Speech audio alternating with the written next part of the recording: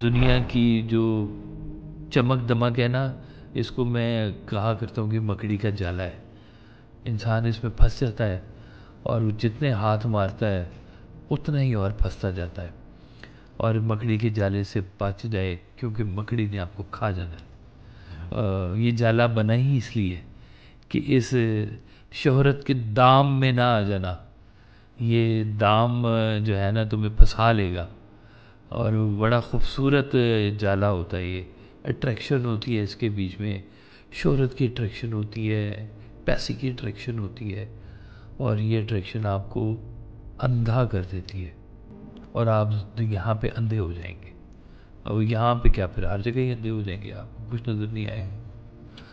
तो तौबा करनी चाहिए कि अल्लाह ताला ये हमें शोहरत दौलत के दाम से बचा।